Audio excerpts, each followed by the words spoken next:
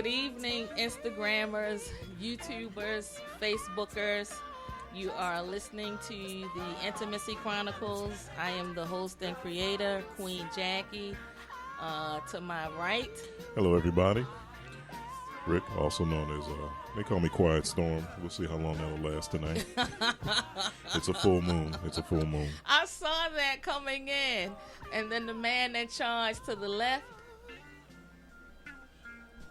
That be to you. Big Nick, goddammit. Not Big Dick, but Big Nick. Yeah. It's going to be one of those kind of nights. So Steven is asking what the topic is. The topic tonight is breakups and the healing process after a breakup. Ooh.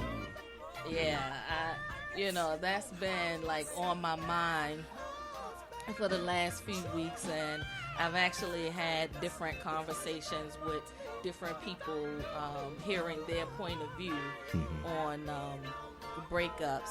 And one point that a few people made, when you break up with someone, it's not just you that's affected. You know what I mean?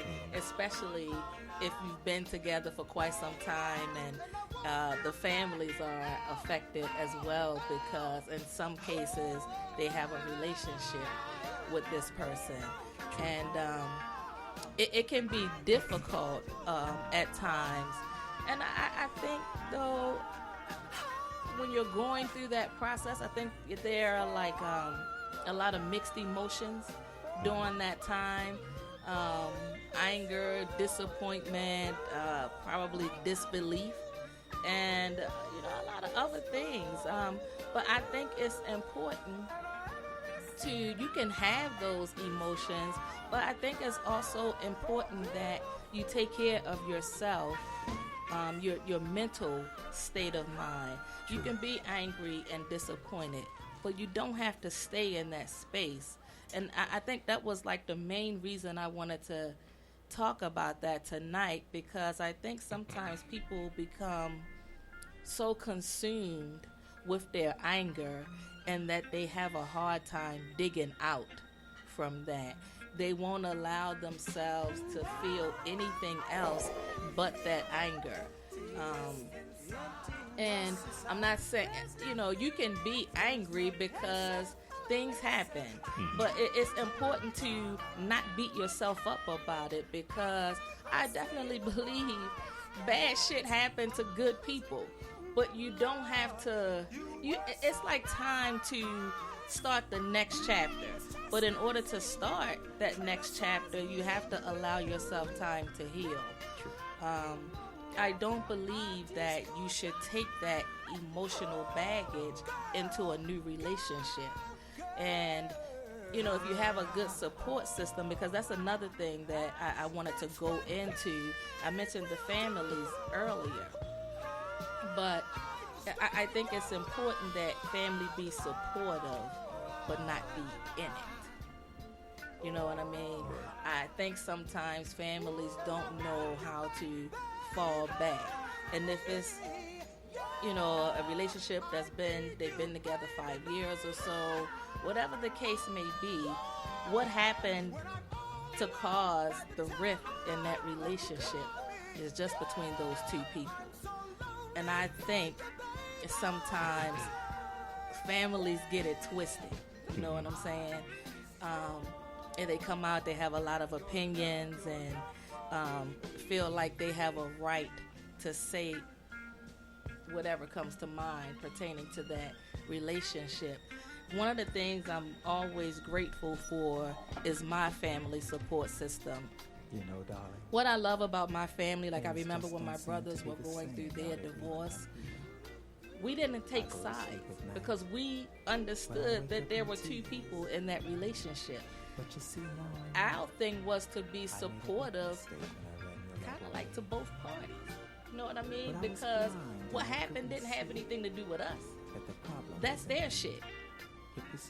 So, when I think about that, and even now that they're divorced, they've been divorced for years, the families, both sides, come together to celebrate the holiday. So, and that's what I mean, is like, you can be supportive without being judgmental. That's kind of like my thing. I know of a situation where, the families pretty much have dug in. And one thing that I like to tell people, you don't even have to explain your side of the story because time will reveal it. You know what I mean? I think it's not productive to sit around and point fingers, you did this, you did that, because at the end of the day, it's two of you. True.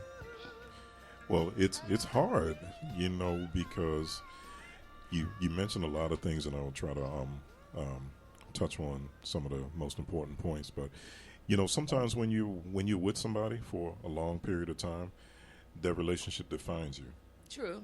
So that's one part. That's one aspect of it as well. And then there's you're talking about what you're describing about how families are don't take sides, or they meddle, or they stay out of the business, your business. To me, that's not the norm, because you got to realize from a family standpoint, let's say your family, you knew your family long as you been alive, and right. then you introduce someone new to the relationship that you adopt as part of your family, and then when that relationship goes their separate ways, it's natural to take sides of the person, your blood relative. So it's hard being objective and staying out of people's business, especially if it's a situation where that your perception of that person did you wrong. Let's say I was your brother and somebody did you wrong. How can I stay objective? Yeah. During the breakup. Well, I get that. I get that it's hard, but it didn't happen to you.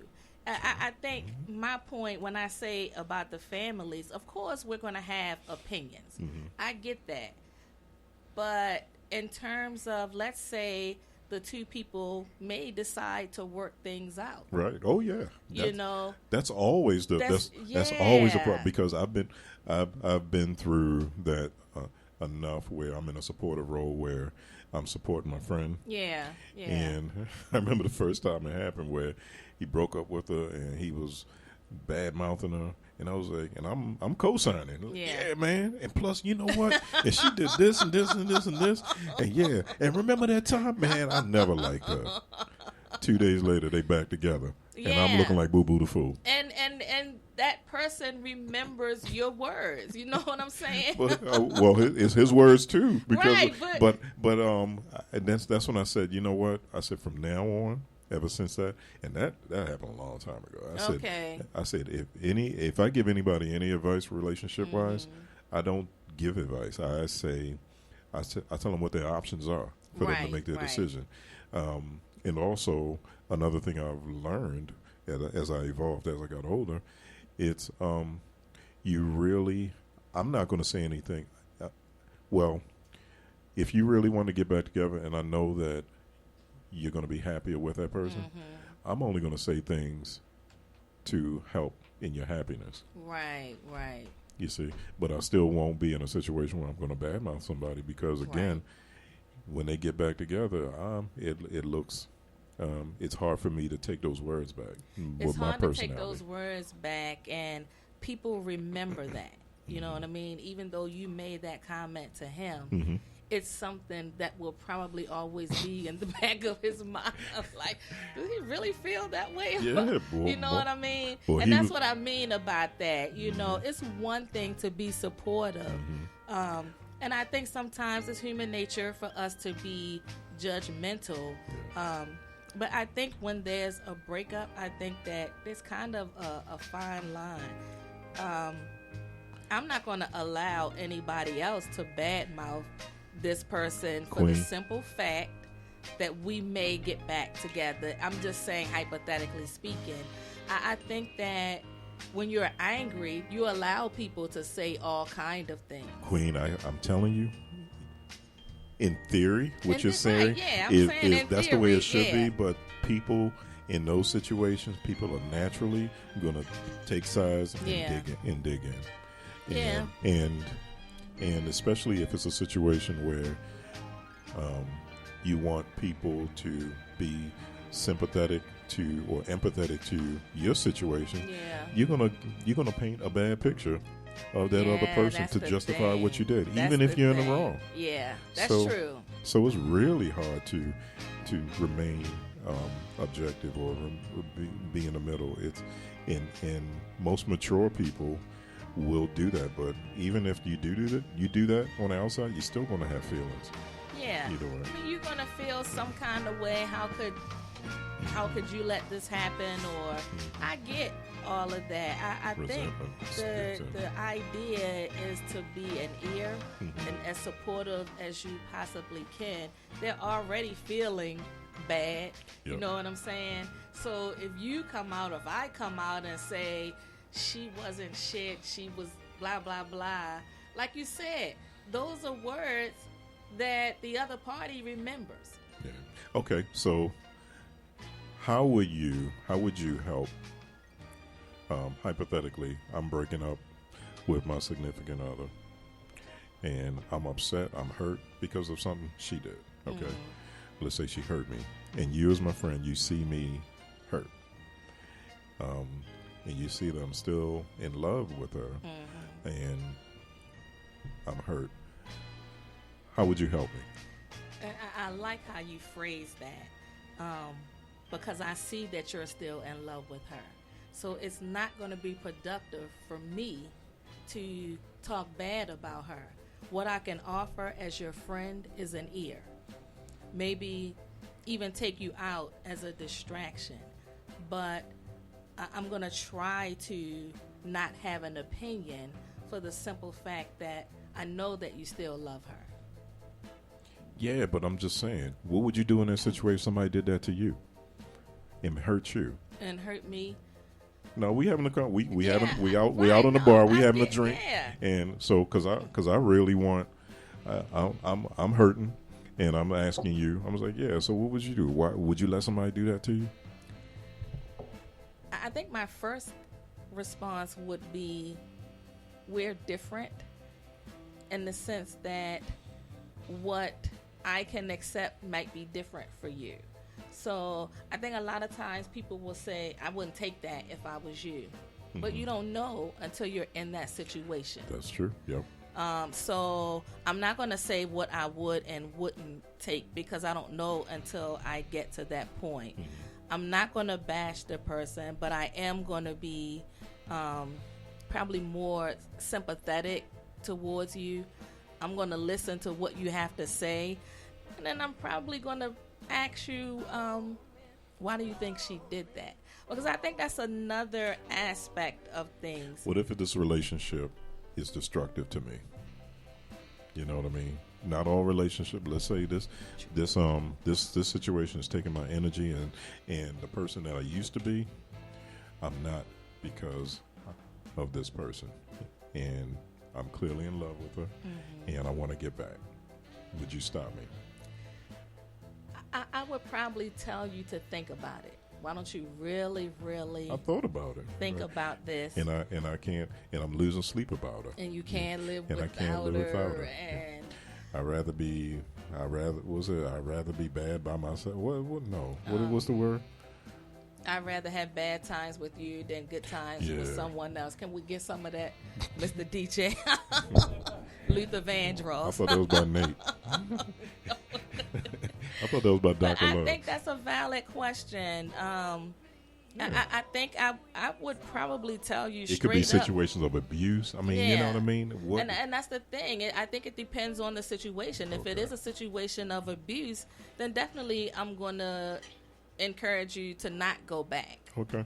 You know, because then it affects your sanity. Yeah, and safety. And it's dangerous for you. I'm not going to encourage you to go back to a situation that you are, someone is mentally or physically abusing you. No, that's not.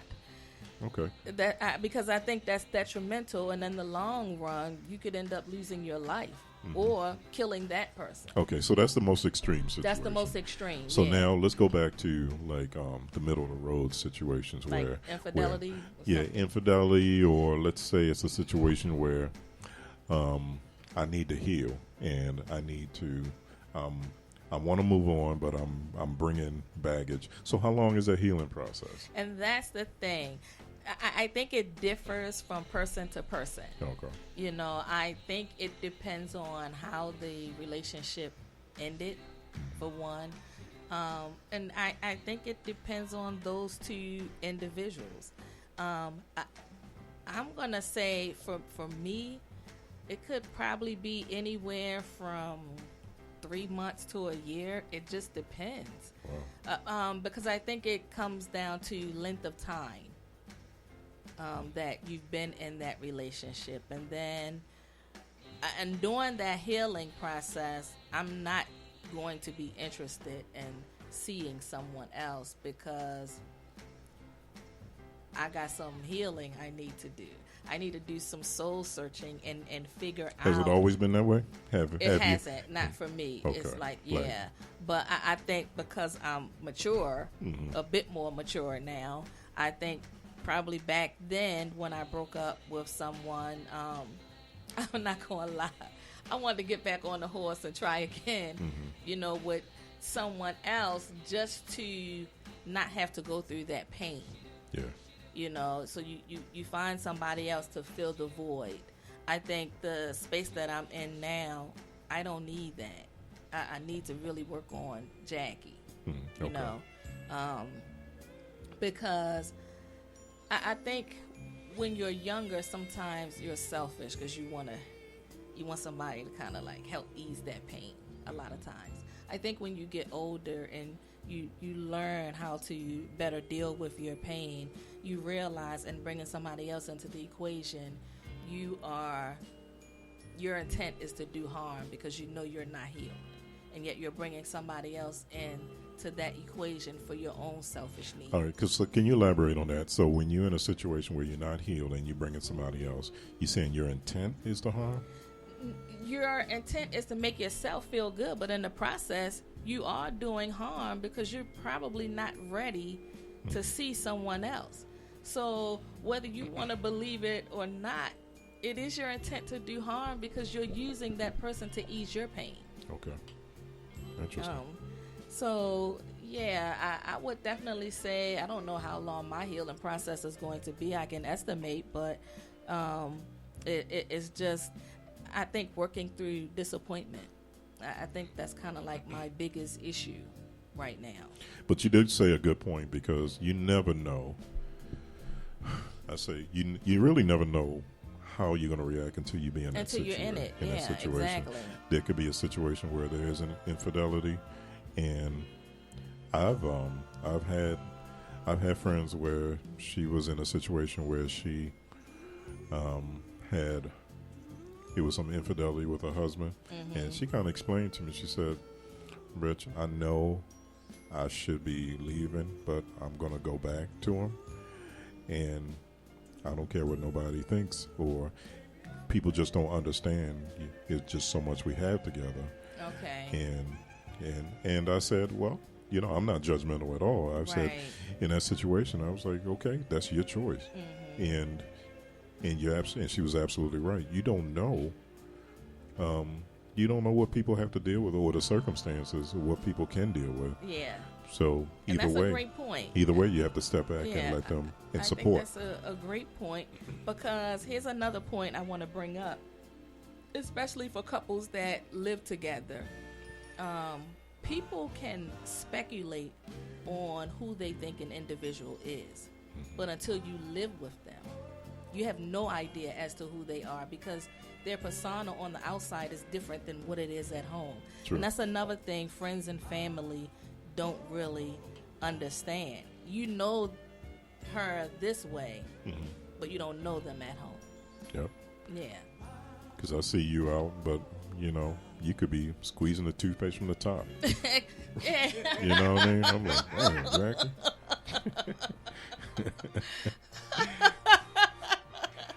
Yeah, and I think that's always, Deal breaker. That's another.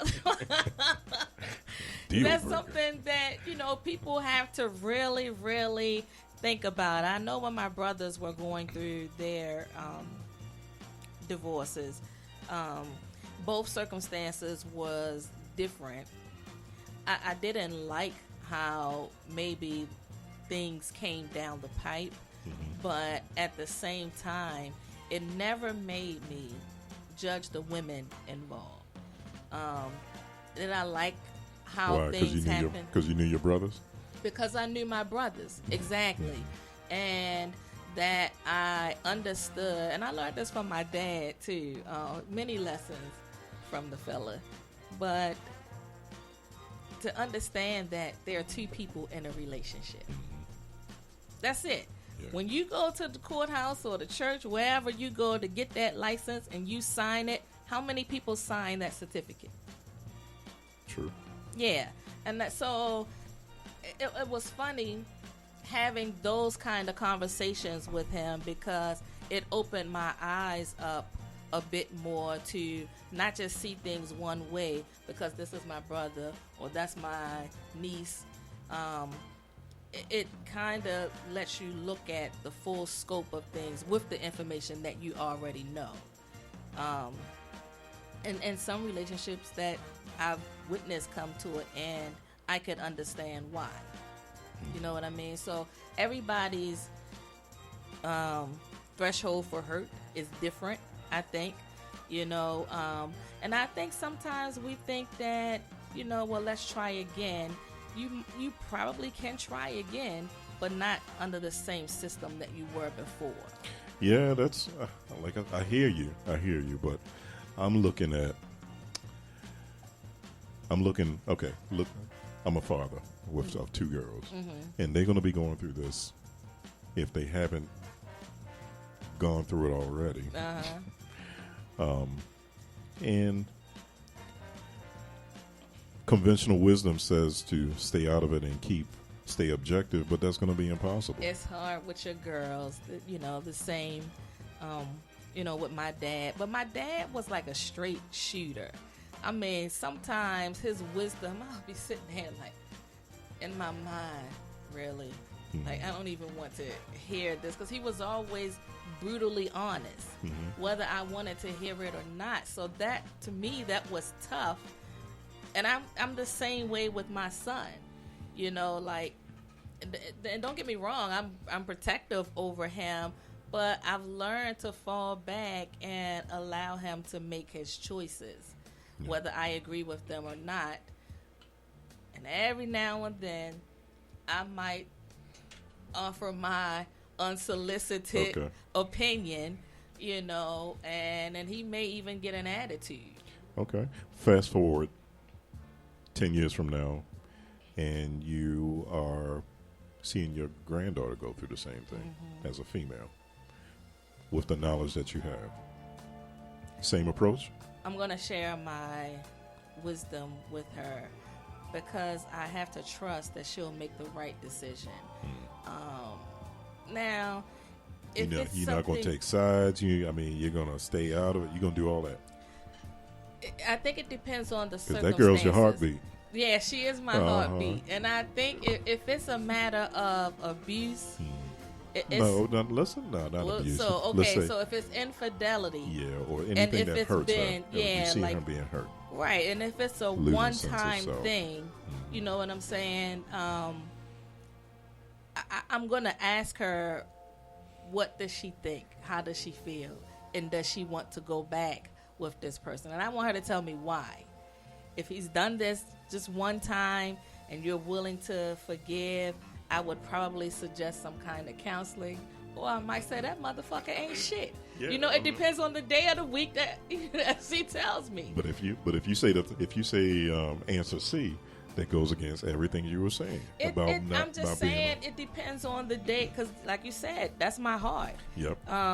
So I would hope at that time that I could be objective and listen without, you know what I'm saying? But I think the older you get, I do think you learn how to react differently.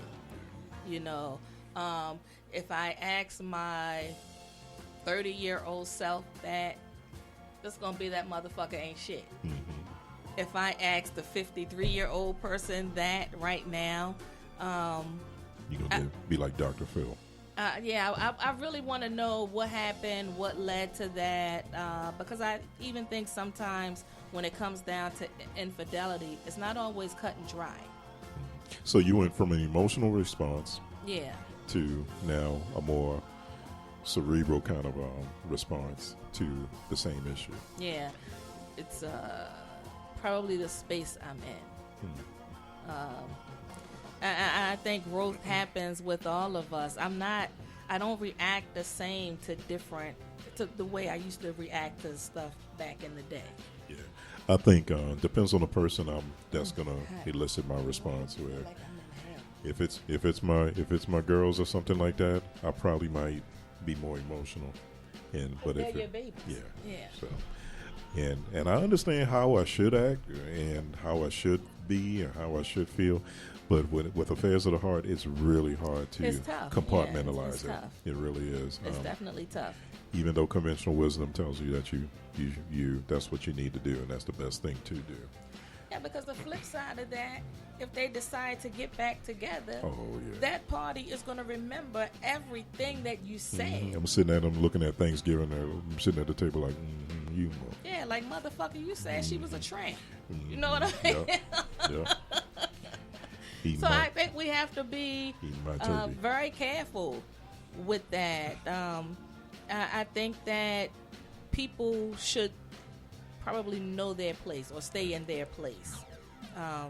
And if the parties want to get back together, it's their choice. It's no one else's choice. I think that we have to be mindful of that, and I think it's easier said than done a lot of times. Have you ever been in a situation where you knew that there was no point of no return, or you closed the door on a relationship, and how does that feel? Like when you finally say, you know what, I'm done, I'm over, I'm ready to move on. Is it a liberating experience, or is it a situation where you feel as though you got to start over because it's a lot of energy? It's a lot of energy. It's a lot of energy. It definitely is. I remember when my son's father and I broke up. I think I had just had enough. You know what I mean? Where, like, I cannot do this anymore. And when I'm to the point where I'm so angry that I can actually see myself choking the shit out of somebody, that's never a good situation. Yeah, it's time to go. And that was, for me, that was my breaking point, because I felt that way. And I was like, wait, I'm this angry? Yeah, I can't do it anymore. And I think that it had nothing to do with him. I had to protect my own sanity. It was hard. It was hard as hell, because he was my best friend. So that was really tough. I didn't think about starting over right then. I needed to work through those anger issues. You know what I mean?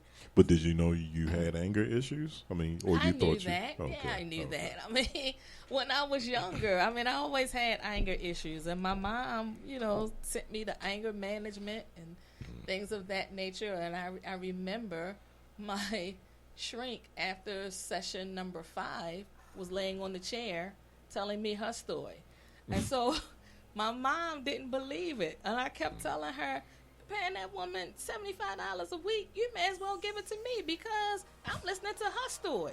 Wow. So my mom came up there, she did like a surprise visit, and sure enough, the woman was laying on the couch. And I wanted to know, am I getting the $75 or what? Wow.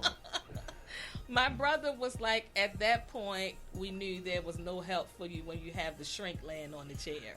Well, and fast forward now, you're a counselor. No, exactly. And that's the irony about it.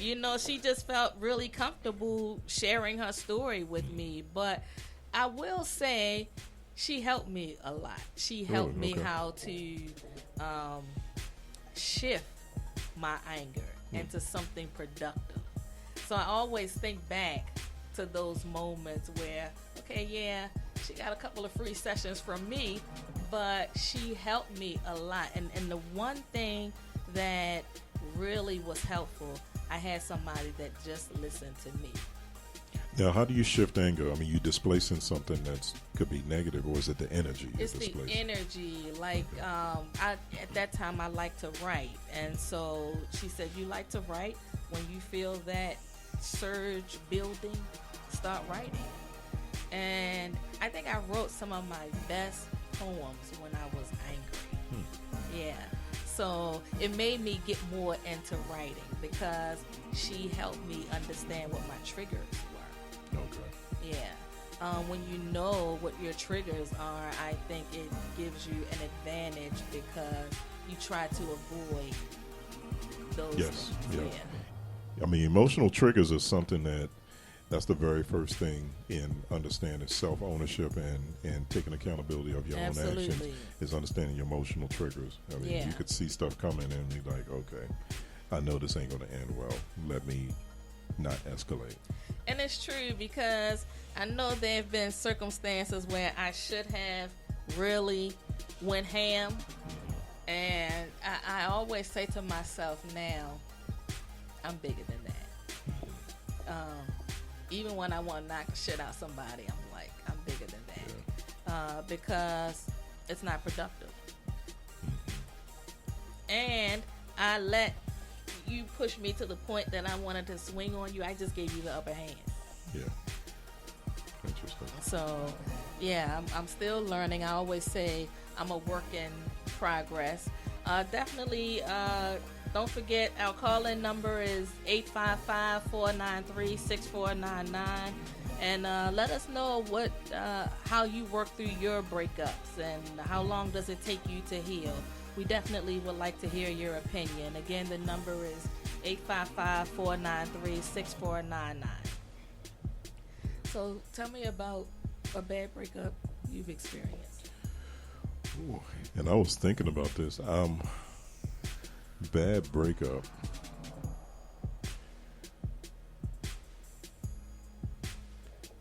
It's hard. I mean, because I haven't remembered being in a situation where. That's why I always ask questions about heartbreak and stuff, because I can't remember truly having my heart broken. Okay. I've had my feelings hurt. Mm-hmm. Every breakup I've been to, every breakup I've been a part of, I've been lucky to not have it devastate me. Okay. I've been in a situation where,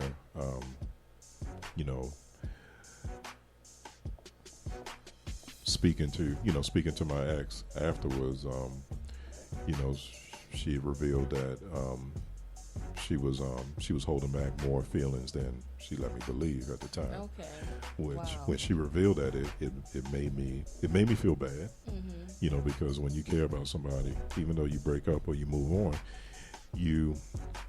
that's not what you want to do. But I think it was therapeutic for her to really get it off her chest, because we talking about years later. Yeah. Years Wow. later, she was able to tell me how she felt. And it was a situation, it probably was a situation where we both knew that it was inevitable, but it still doesn't make it easy. It doesn't make it easy. And I think a lot of times, well, I'm very expressive, so you're always going to know how I feel. But not everybody's the same. Yeah. And so some people will hold those feelings in for a long time. I am a believer in, I got to get this out. I gotta clear my mind. Because if I keep carrying it, I'm not going to move forward. So, but like I said, everybody deal with their feelings different. Nick, any bad breakups? Her No, name was Champale Jones. You know, Champagne. the hardest part about breaking up when you think about what you're gonna miss. Yeah, it's true. You know? That's so true. You like, damn, I just want to hit it one more time. And then when you hit it that one more time, you be like, damn, I want to hit it one more time. Yeah, it's never enough. You know what I mean? It's like, let's just try this again. And then you be thinking like, shit, we break up, but the makeup sex gonna be really, really good. But you know what? Every time you broke up with somebody, right? How many times, different relationships you had. Let's say you had 10 relationships, okay? And you broke up with them. You never know if that's the last time you're going to have sex with them. You know what I mean? It's like, you'd be like, yeah, I'm going to hit this tomorrow, but it never happened. And you'd be like, dang. And I'm trying to think because... What if we knew? Yeah. Because at the time you're having sex or you're intimate, you'd be like, yeah, we good. Yeah. And next thing you know, yeah, I'll take one. Yeah. Next thing you know, you break up, and then you be like, and then next year you be like, dang, that was the last time. We did it. Yeah. So. And do men always think about, I just want to hit it one more time after a breakup? Me, no, because I always think there will be another time. I don't Because think I never had a breakup where it'd be like, okay, this is it. This is our last time. It was like an ebb, where, and like I said, I've always been in a situation where there was an ebb, and then there was always somebody to. So, I was able, I think, since I was 17 years old, all my situations always been like A comeback. Yeah. I'm looking at that in retrospect, and maybe I need to work out something in therapy. But I never went through a situation where Thank you. I didn't have nobody, or there was always somebody. This is it shit. Yeah. Now, after I broke up with my son's father, it took probably close to a year before I actually was like, okay, can you come tighten me up? Because I wasn't seeing anyone. And even though we broke up, we still were friends. I just didn't want to be in a relationship with him anymore. But I needed a maintenance job. Yeah, and there's an element to that. Yeah, that's what I'm saying. There's always, so even when you break up, you're thinking. In my mind, I'm still thinking that it's a possibility. This may not be it. It was never no final. And I always wonder. I was like, does that really happen where you have this final time y'all are intimate and then you move on to the next one? No, I don't believe that it happens that way in real life. Yeah, I think it depends on the breakup. Okay. If it's a bad breakup, chances are you're not even thinking about, let me tap that ass one last time. Right. You know what I mean? You think about, dag, I hit it 2 weeks ago, and I probably ain't gonna hit it again. But at the time you hit it 2 weeks ago, you ain't thinking that this is the last time. That's my point. Right. Sometimes you be in a situation like that. We had this bad argument. We're never going to be on that level again. But I'm talking about the time when you actually sleep with that person and you're intimate with them, and you're saying, you know what, this is it. Yeah. Does it really happen that way? Oh, so. But some breakups, you can be like, I ain't never touching that motherfucker That's again. what I'm saying. If it's a bad You know what I mean? breakup. If they real dirty and scandalous, you be like, shit, you can keep that. I don't want it. Yeah. So I have someone joining the live. I hope I'm saying the name right. Rari or something. Where are you from? Okay, so he's not talking. I don't know if he can hear me. But he wanted to join the live feed, so Okay. yeah. Anyway, but I do think it depends on the situation. If you both agreed to call it quits, Well, some shit you just gotta leave it alone. you just gotta leave it alone. Exactly. Yeah. So, I think when it's like that, it's like you might say, "Can I come back? Can I come go for a ride from time to time? Can I redeem myself? I don't want to go out like that. Yeah, let's go out with a bang, and then we could call it quits. You know. And do men? I mean, like when you all break up, are you like if a woman says, "Come on, I want some of that ding-a-ling one last time," you're okay with it most of the time? I think the majority of the men probably would say, okay. Yep. Yeah, Yep. Would oblige. Yeah. Whereas I would say 60% of the men probably would oblige, and I would say 40% of the women would probably say no. Yeah, it depends for us on how we broke up, and would it be worth it? Would that one more time be worth it? Yeah, it You know what I mean? Well, it depends on what it is. I mean, Yeah. If it's He can give me some head. Yeah. One more time. See, that's that shit. There you go. That's that shit. See what I'm saying? All damn female don't want to feel like she a freak. Like, damn, that's all he want me for is my pussy. That's all I'm good for. But then we like, shit, she just want the dick. Okay. We like dummies. Okay. All right, I'll give her the dick. She want the dick. I'll give her the dick. Okay. Right. Because what y'all think? Well, she gonna give it to me. I may as well take it. Yeah. We take what we can get. Sometimes, Right. and sometimes, I mean, and sometimes we don't have standards that way.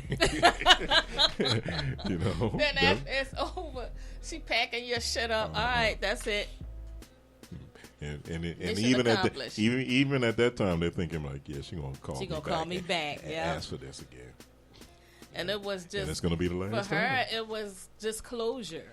Let me get this one more time. Yeah. And that's what I'm close saying. out. It's I think more women think about that, where it's like, oh, they think closure. Yeah. Where men, I don't think men really think about closure or one last time, or only Brian McKnight singing songs about it. Nobody.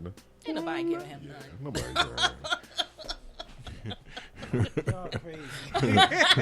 Like I never related to that song. I couldn't understand that song. Yeah, Like, one last whatever, man. Exactly. Well, I think Before we I all leave it had all that. behind. That. Let me go back one more time. I think we kind of all experienced that. And like you said, for us, a lot of times it's about closure. Once we've had it, it's like, nah, I don't want it anymore. But what is it about closure that makes the healing process better? I mean, is it you just want to get stuff off your chest? You want to say something? You want to Some of it is we want to say something, or we just want to know. That one last time for a lot of us is confirmation that we are doing the right thing by walking away. Okay. And sometimes you're in a relationship where y'all break up, and I said this many times. It's you break up, you have no business being together, but let's say he moves on before you as a female. You're upset, even though you don't want him back. Because you're miserable. That happened. Because you're miserable, and how dare he not be as miserable as you? Exactly. Right now. Even though you don't want him, and you don't want to. You don't want to be there with them, and you don't want to. You know that it's a situation that you don't want to be in. You don't want them, but you don't want anyone else to have them. No, not that. You just want you. You ain't find nobody yet. Yeah, but because of your standards. Yeah. If you would have found somebody, you've been all right. He can be whatever he wants to. Yeah. But it's a matter of you're miserable, you know, or you're in a situation where you taking your 6 months. Yeah. To be by yourself and to heal, where he jumps on and moves on. You're upset about that. Yeah, I know because that he should happens. suffer like you. Yeah, I know that happens a lot, but I think if it does, just understand that the two of you didn't work. Let them go. I know, but I'm just making that point. Let them go. That's the Why counselor. would you make yourself That's miserable, the counselor in you. Worried about. That's the therapist what in you he's doing. thinking. That's the therapist in you talking. But I'm telling you, I know, but I know that it happens. I mean, really, I've seen it happen, and then I'm sitting back like, why the fuck are you tripping? It's been over. Let it go. You don't like him. You don't want him. But it's like, but you don't want him because he moved on and you haven't. You got an attitude. Yeah. Nah, it doesn't go like that. I've seen a situation where my friend, where he was going through his breakup, and she was giving him the blues, and I said, dude, you ain't gonna get no peace of mind until she finds something to do. And literally, you know, I said, you're not gonna get a break. You're not gonna get, you know, you ain't gonna get a break until she finds something, because they still had ties, you know, and so they still had to deal with each other. But it was a situation. I said, until she finds something to do, you ain't gonna you're gonna be miserable. Yeah, but I think so in that case, would you send her a dude? I think he wanted to. Just to get her off his back. Yeah, I think he would. If he could, he would have. But I think I think it probably depends on how they broke up. You know what I mean? Maybe she didn't want to break up. She didn't. Right. So that's why, because now she's thinking, oh, he was seeing her all along. You know what I'm saying? Mm-hmm. So I know. So who you think move on faster, men or women? Men. Yeah. You know why? Because you all want someone else to help you get over that previous person. I think we want something better. Y'all want something, yeah. No, I think a man will put a placeholder in there quick as I don't know what. Yeah. Just a placeholder. Unfortunately, whereas a woman, it takes her a little longer to open up emotionally and stuff like that. Where a man will just put a placeholder there. And I'm talking about in general, it's you true, know. Yeah. And so the perception shows that the man will move on, but it matters on how they broke up. Yeah. Like if she was real scandalous, fucking his homeboys or something like that. Yeah, you know what I mean? Then the man gonna take a little time yeah. to get himself together. But if it's something like he get caught cheating, then he like, shit, fuck that. I'm gonna just move on to the next one. He might stab her. And that's an interesting. I think that's interesting because men don't accept or don't deal with infidelity. Well, we do. Right. Let's before we get into infidelity, I know I've seen situations where, let's say you have a woman, right?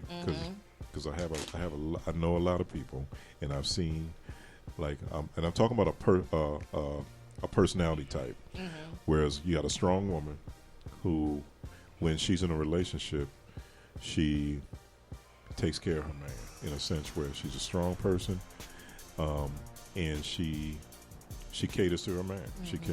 She's supportive. She's strong when she needs to be strong, and I've seen in this one case where every time she's strong enough to turn it off, cold turkey, and every time she did that in a relationship with a man, it totally blew their mind. Where he thought he could not believe that this woman who was so empathetic and so into him uh, when she was ready, she was like, "No, I'm done." And he was like, "What do you mean you're done?" You know, he felt like a king when and she made him feel that way. And then she said, "No." She was that type of person where she's like, "No, I'm done." Where she could just close the door, and that repeatedly in relationships where she been in.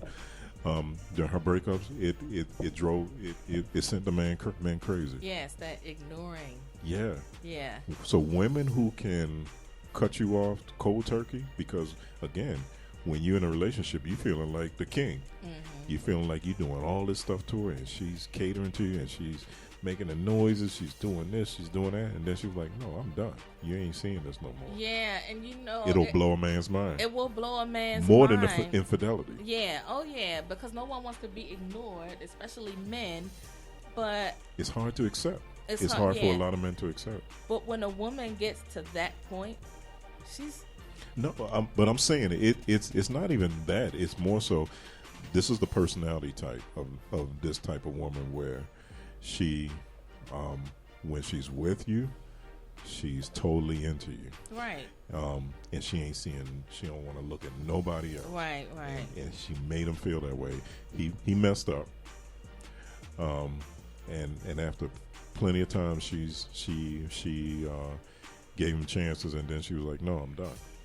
Right, but I can relate like, to that, and I think the reason I can relate to it is because you've given all that you can give. Yes. That you have nothing else left to give, so you can shut it down. You can. Some people can. Some people can. So yeah, I get it because right. I understand being so frustrated and doing all that you can, but you're not getting what you need. Yeah. And like I said, sometimes more than the infidelity piece. Yeah. That blows a man's mind. Yeah. It blows a man's mind where he could not believe that. So now the first thing he's going to think about is the way she made me feel. She's going to make that other guy feel that way. And that drives you insane. And so men who normally aren't emotional, and a lot of times they don't even realize it's happening. Men who are normally emotional, not emotional, will get in their feelings. Yeah. And it becomes like a situation where he covets her. He needs that back, even though he took her for granted. Because he's imagining what she's going to give the next guy, and he realizing what he lost. Exactly. And he always thought that he can be the way I make her feel, the way she make me feel, or the way what I've done to her. Yeah, she'll take me back. Yeah. I could make this mistake, and sometimes and it's that's like arrogance too, because you had her and you took it for granted. Yep. And I think sometimes, and isn't it ego on the man's part, thinking she's not going anywhere? Oh yeah, because especially if she's so attentive to you. Yeah. I mean, we're talking about where this woman will show him all the attention, and then she's like, "No, I'm done." And that happens in divorces. That happens in relationships where the man is so bitter and angry, and he just wants to hurt her because he can't have her anymore. Yeah. Yeah. So it goes both ways. Yeah. I think men probably have a harder time accepting the idea that she's going to be giving that to someone else. Yep. He had it, but he's not looking at how he screwed it up. Yep. And he's not looking at the fact that he can't. Well, he is the reality of him not being able to have that anymore, and that's what happens with that. Exactly. I think it's tough, but it takes a while for us to get to a point where I can't do it anymore. It takes a long while. We could give you all women? Most. I'm not going to say all. We could give you so many warnings, and that was one of the things I talked about with someone else. Like, if we're giving you warnings and you start to not heed those warnings, you gotta prepare yourself for what's coming next, or we're telling you certain things and you're looking at it like we're complaining. I think you should be more worried when we stop telling you. Yeah, I've heard that before. Yeah. If we're telling you we want to work on it. Yeah. And when she shuts down and be like, all right, you go ahead. Yeah. Yeah, that's tough. Mm-hmm. With Eddie Murphy, just go to sleep. So we talked about. So okay, you wanted to wait before we went into the infidelity aspect. Okay. But I think men have a harder time accepting and forgiving a woman for infidelity versus us and men. Yep. And then I gotta ask: is it because you can't imagine someone else pleasuring your woman, even though something you did might have pushed her into the arms of another? What is it? That's exactly what it is. Yeah. I mean, every man in the back of their mind wants to believe that they're the best thing, best person they ever. Mm-hmm. They are the best. Mm-hmm.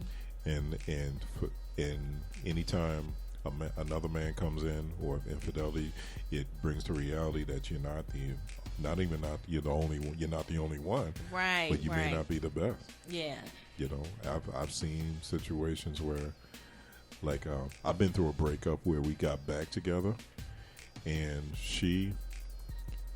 now that I think about it, she moved. She had a relationship, and I had a relationship, and we actually got back together. And I'm like concerned about, how he measured up. I mean, I was 20 years old, you know what I'm saying? Okay. But I come to think of it, I'm all concerned about. Yeah. I was like, and she was like, I'm not going to answer that. Yeah. So it come to think of it, that's your innate feeling, and that's what's going to drive your feeling, that insecurity. That insecurity, yeah. Nick?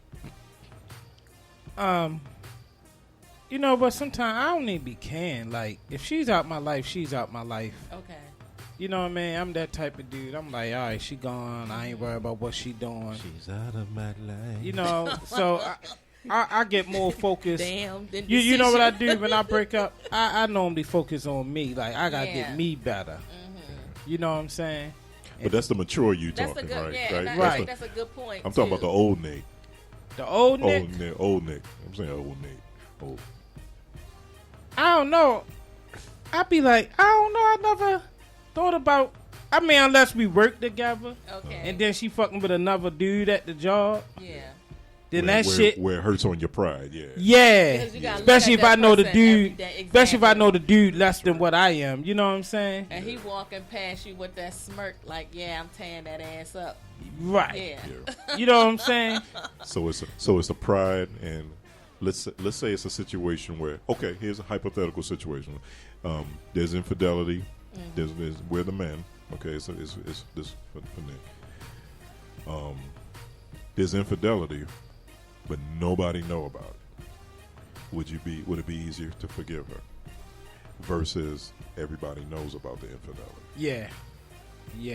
So it is a matter of pride. Yeah. Exactly. Pride got a lot to do with the relationship. Exactly. Everybody knows she done stepped out there. Right. Yeah, that's tough to come back from. Even because me let's say, woman, let's say, it would okay, be difficult. She cheated with somebody in the neighborhood versus both times one time. Cheated the guy in the neighborhood. Everybody know about it. She cheated while she was on a trip in Jamaica. Mm-hmm. Nobody know about it. Yeah, you see what I'm saying? Same shit. Right. It's different place. Right, exactly. Nobody knows about sight, out of mind. Yeah. And sometimes they don't even count. They only count what, domestic dick. Right.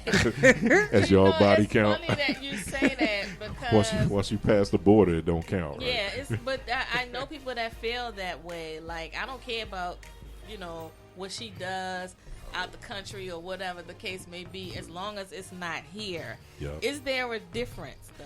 Well, I guess you don't have to look at that person every day, but the act is still the same. Okay, so if infidelity with somebody that you know versus infidelity with someone that no one knows, is it easier to forgive? Which one's easier? Which one are you more likely to forgive? It's infidelity. Or it's the same? It's the same. Oh, wow. For me, it's the same because you made a decision to bring another party into the relationship. Okay. So I think it's easier if it was kept between us and we able to resolve it and nobody else knows, because again, it goes with it works on my pride. now, do you get a one-time pass? Can't really say yes or no until you actually Do it. Yeah. I mean, I might say yeah, you get a pass, or I might get a pass.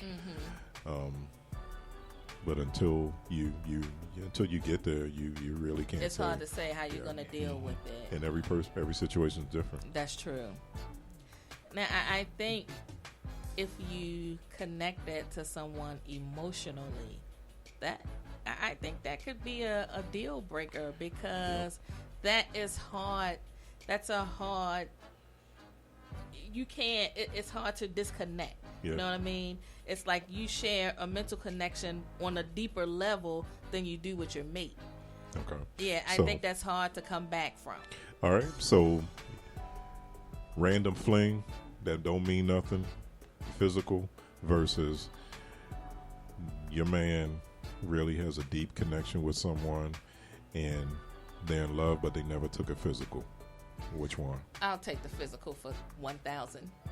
So that's physical is worse. Physical? No, I'm saying I would rather him have a physical, Okay. yeah, as opposed to a mental connection with someone, Yeah. because I cannot compete with that. Yeah, because he's thinking about her before he goes to bed and waking up. Yeah, and with they her on your haven't mind. even done anything. So imagine if they took it to the next level. Yeah, I agree. It's over with. I agree with that. Yeah, it's over with.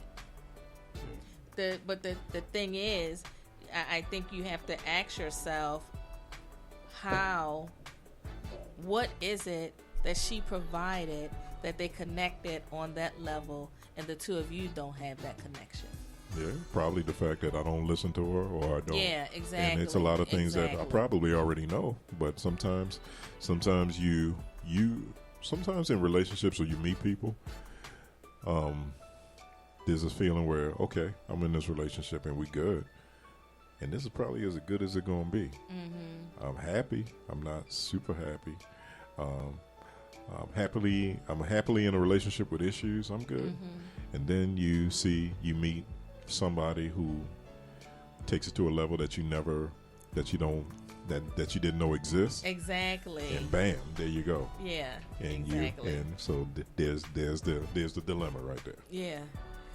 But okay, that's the dilemma. But wouldn't it? I guess the mature you or me would say, let me pull back from this person, because you see the potential that you all can connect. You can try. On a deeper level. You can try, but if your heart is still pulling you, we ain't talking about a random infatuation. We're talking about somebody you're in love with, but you haven't crossed over the physical. Mm-hmm. And so as much as you deny it, and it keeps bringing you there. We're talking about in those cases. What do you do?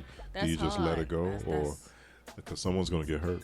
Someone's definitely going to get hurt, or the three of you can get hurt, because the party that you're committed to will feel a difference in you. Yeah, someone will get hurt. Yep, you're right. Well, your car is keyed. There Sugar is in the that. gas tank. Or they bust your windows out your car. Girl, I love you so much, I'm going to crack your forehead. Okay.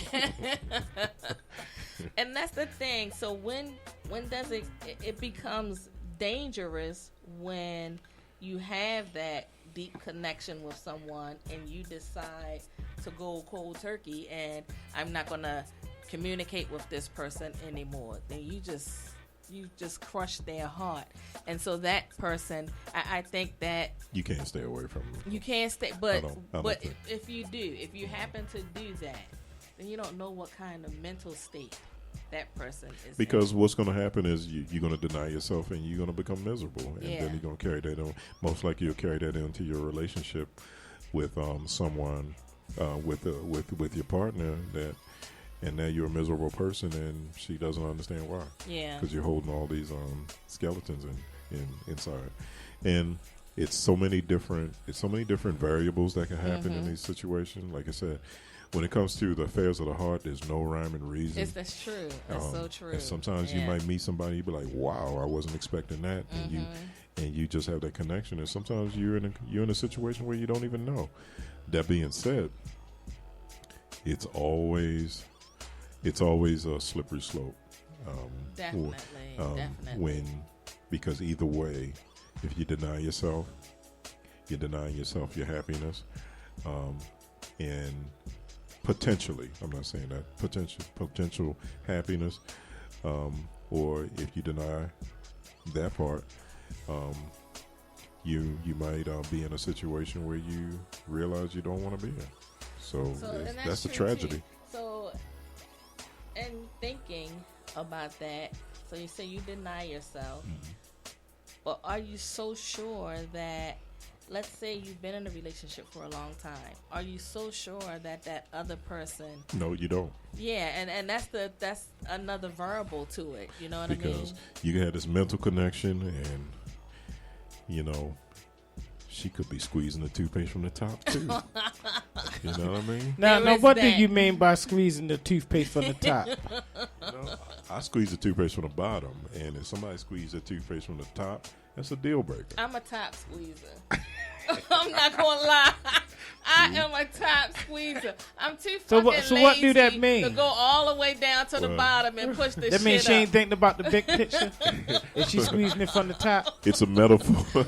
Well, of course, it's a metaphor for not being compatible. I mean, with this I like that. Yeah. I always like that because I'm always saying to myself, well, shit, I'm a top squeezer. Yeah, oh, she got an iPhone. He an Android. Oh, no. You know what I mean? Yeah, that kind of thing. That's the way it is now. It's like, I mean, women will I not don't like date. the way he puts the toilet paper on the roll. Yeah, I like it flipped over. He likes it under. It's so much shit, you know. But you don't realize it Right, until you live with saying. somebody or you spend some time with people. You're like, oh, man, she like to eat food in the bed, or she keep dishes in the sink, little it's stuff. It's amazing the things stuff that that could irritate be you, a turn off. stuff that irritates you with your long-term relationship. Yeah. You know, you have no idea if they do the same thing. Right, that's true. So, and but that's the thing about love and infatuation.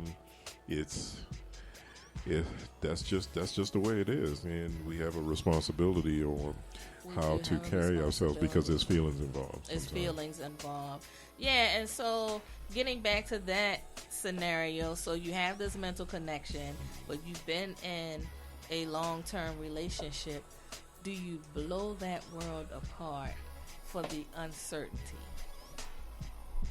And I mean, I'm just asking. I'm just putting that question out there because you need to put that to the viewers and the callers. Because you don't know, I'll be like, but you know how it makes you feel. And because either way, it's a sacrifice. It's a sacrifice. You're going to sacrifice what your perception of happiness going to be, or you're going to sacrifice what you built. Yeah. With this person and in a time that was spent. Because sometimes in a long-term relationship, people grow apart too. People grow apart. Their interests become different. Yes. Sometimes it's a matter of one party not evolving.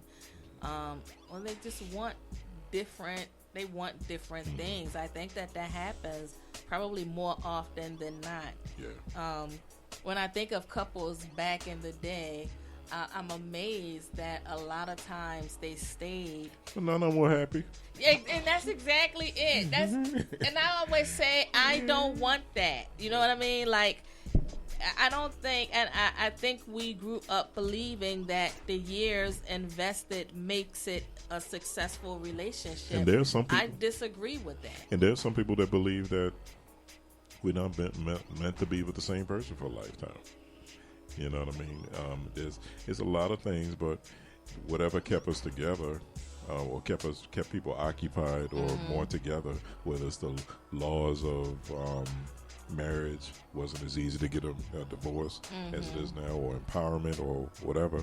I mean, who knows? They were. I mean, like I said, they could feel as good as it gets. Yeah. You know, and women weren't women weren't empowered to express themselves. I mean, sometimes they And say the that's deeper. true. Yeah. Sometimes they say a woman's heart can hold secrets as deep as the ocean. That's true. Yeah. You know, as opposed to, I mean, and sometimes it's a situation where you never know. We only know it from a man's perspective. Yeah. From back there. I think women stayed a lot of times. Many didn't have the resources to venture out on their own. Yep. You got 3 or 4 kids. Where you gonna go? And a lot of them wasn't working. The man was the breadwinner. Yep. So, when I think of the time back then and where we are now, a lot of women are making great money. So if the relationship isn't working, she's able to stand independently, where the women back then did not have that same luxury. Yep, very much true. And I think growing up, you're taught, you get you a decent job, get you a husband, that's the end all be all. Yep. You know what I mean? It's so much bigger than that, because I think a lot of them went into these marriages not even knowing what marriage was all about. They just know what they saw. But who's to say what they saw was correct? And that was those people's history. That doesn't mean that has to be your history. Yeah. I think we each define what we want our relationships to be. We don't have to base it on what our parents had, because that worked for them, but it might not work for you. Yeah, I mean, I guess the best thing to do is take the good aspects, and then try to stay away from the negative aspects and live your life. We can't give you advice on which way whether to follow your heart or to follow this or follow that, because it's your decision. It's your decision. I can't. But there's a responsibility that you have to yourself. You have a responsibility to the people that you support, and responsibility to the people that you love, to make sure that you try not to hurt them. Yeah, I agree. So with however you go about it is on you. Yeah. But just keep that in mind. Safe sex. Yeah. I cannot believe it. Really? I'm going to say, because I've had this on my mind for quite some time. Your idea of happiness, I think you have to decide what that idea is, what happiness is for you. My idea of happiness and Rich's idea of happiness could be at 2 different ends of the spectrum. But I think in order to know what's going to make you happy, I really think you have to do some soul searching and get to know you. I think that we all have a right to be happy, but I think it comes down to knowing the things that will make you happy. Well, who knows what makes you happy until you actually experience it? But I mean, should you be looking for someone else to make you happy? No. Or should you maintain your own happiness, and then when you find that person that brings something extra to your life, then you build on that? I do agree. The latter is you have to make your own self happy. Yeah. You cannot look for happiness or someone to provide that for you. Yeah. You can't. You have to find your own happiness, and you can't get somebody. You know, you can have somebody to support or to accentuate it, but you have to be. Your happiness has to come from within. Yeah, definitely. I completely agree. And I brought that up to say that when you're dating or, seeing someone, you got to make sure that you're happy with yourself. Because this person could be the best thing since sliced bread.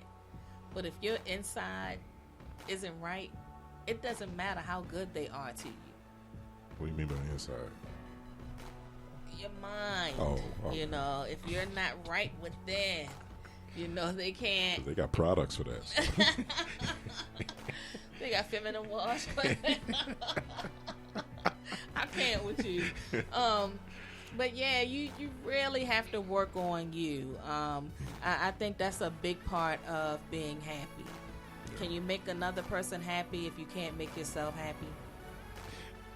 I mean, you can.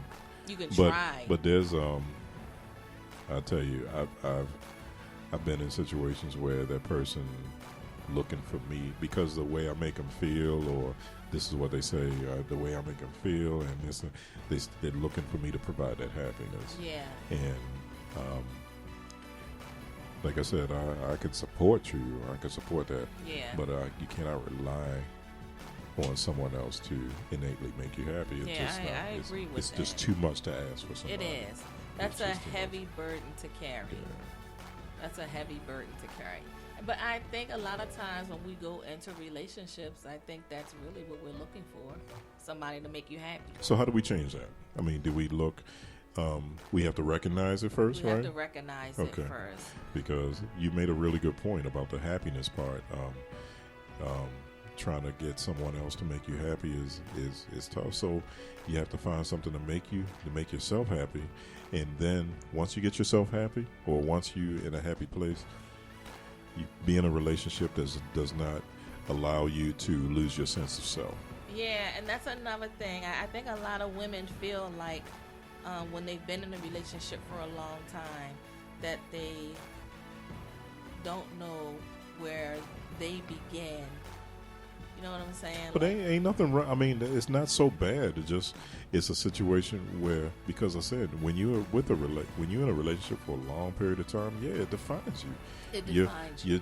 You're Jackie who's married to so and so, or you're Rich who's married to so and so, and she's that person who's married to you. You know, and it's like it's okay to have that, but you have to have your own as well. That's what I was going to point out. Yeah, you have to find I know your where own I began. interests.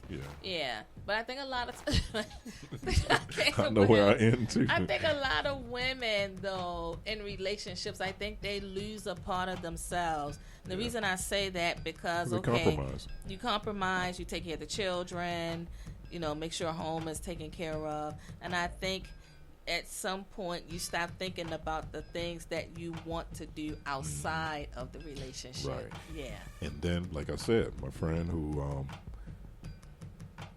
very attentive, and then when she turns it off and be like, "No, I'm done." Yeah. And that'll blow a man's mind. And I just shake my head. I'm like, "You done?" He's like, "I'm done." I'm like, "Oh boy, here we go again." I said, "You gonna have to change your address."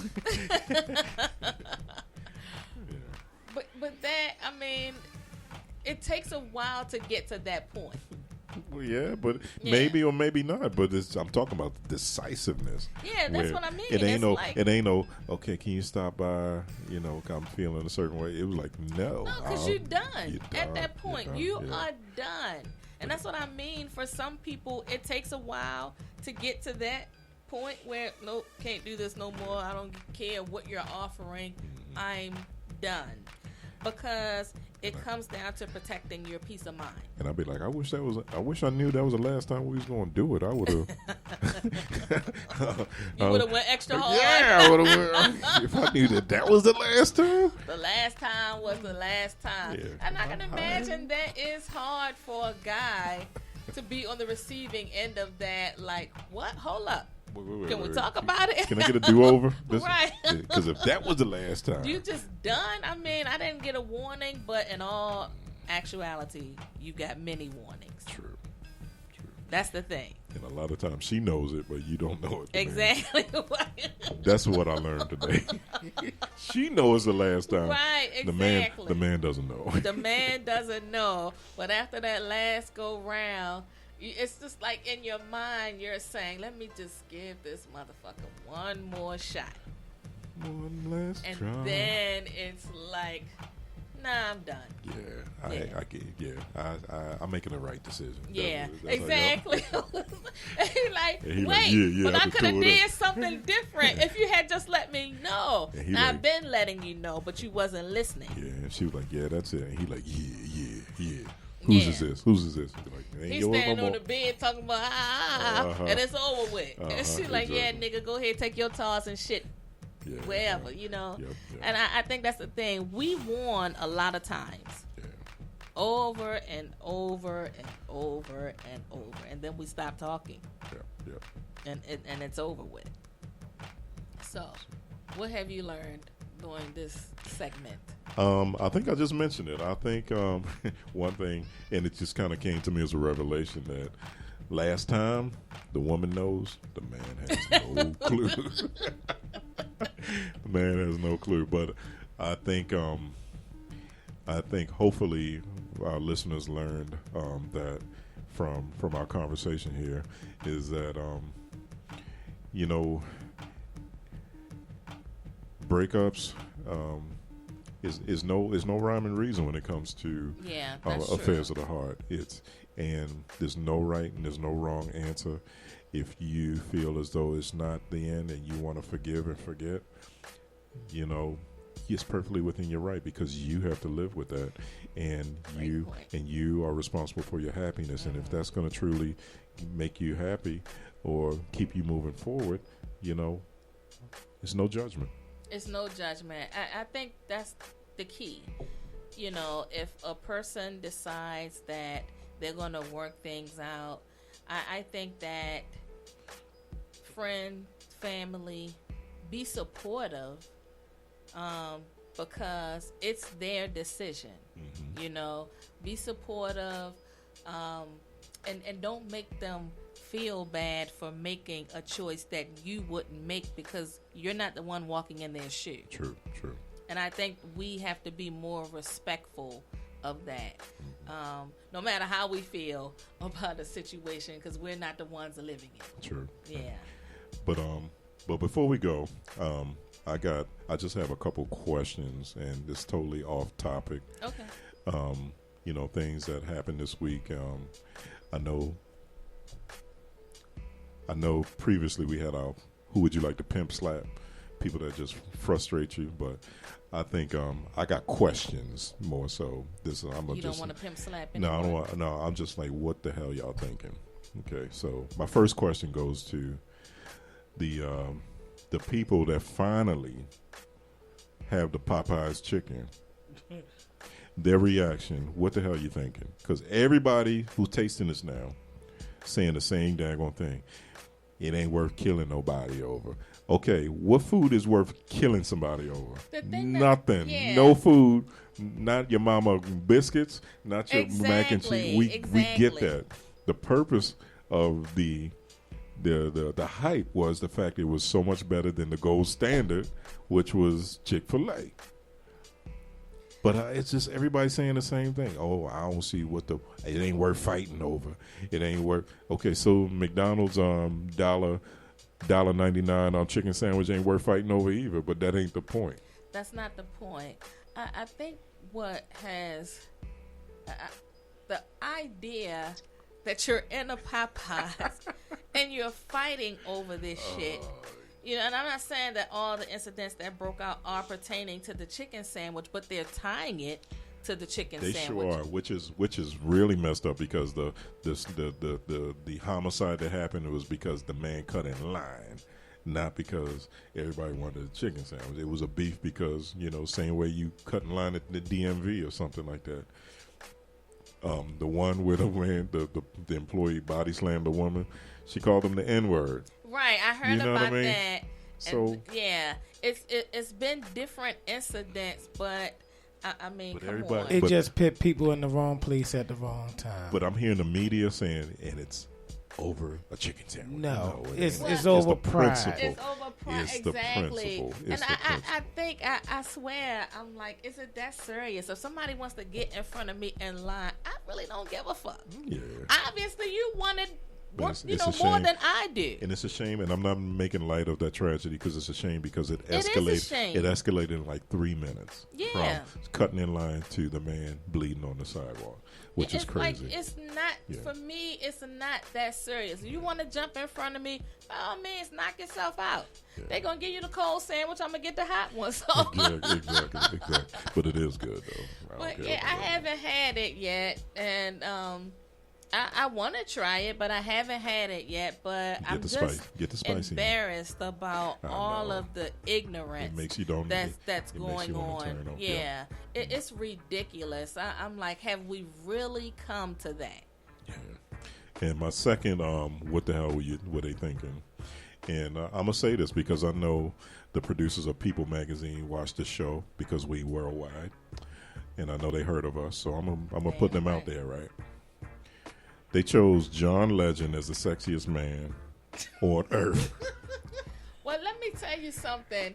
I was at Collins Seafood Restaurant on Sunday. Thank you. Nothing against John Legend. Wait a minute. The bartender said, "Is it me or is John Legend looking more Asian?"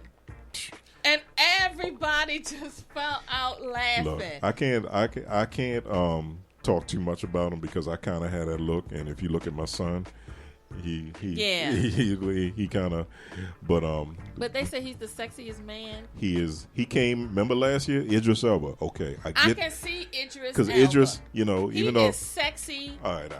Oh my bad. I was about to have a moment. He had to reel me back in. Least dude is a man's man. Where you can say, yeah, I can understand that. But I'm like John Legend. I mean, I can think of so many people that would, in my opinion, be the sexiest man in the world. John Legend did not. I'm thinking it's gonna be like Aquaman, the dude who played Aquaman. Yeah, because he's sexy. Wasn't he? He probably was already. But anyway, that's what I'm like. What the hell they thinking? So for 365 days, we got to go with John Legend, the sexiest man alive. Wow, clearly somebody had Kool-Aid in their eye. So that's my segment of what the hell were they thinking? I got questions. They probably just because he's very personable, outgoing. I mean, he's a talented guy, but he's a very talented guy. He got a bad hip. What the hell does that have to do with him being sexy? Man, come on, man. You can't be sexy with a bad hip. Well, it's something. I cannot believe he was voted that. Yes, John. That's interesting. Idris, I can see Idris. I can think of a lot of people. Okay, folks, I think that's our time. Is it our time? Yeah. Well, it's been a really nice night talking about intimacy, talking about relationships, just you and I. Like I said, I think with relationships, you never know. And there's no rhyme or reason, and there's no right and wrong. Just go with your heart. Just go with your heart, and I think that's all that matters. It's your choice. You know what makes you happy, what doesn't. But definitely find. I would say if you're not in a relationship, find your own happiness first.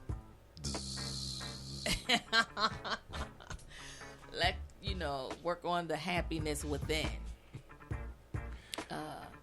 So we will be back next week. That'll probably be the last show before Thanksgiving. Okay. Yeah. And then we'll come back in December. All right, folks. Good night. Thank you for tuning in. Scorpio it's season. Always a pleasure. So, peace out. Peace.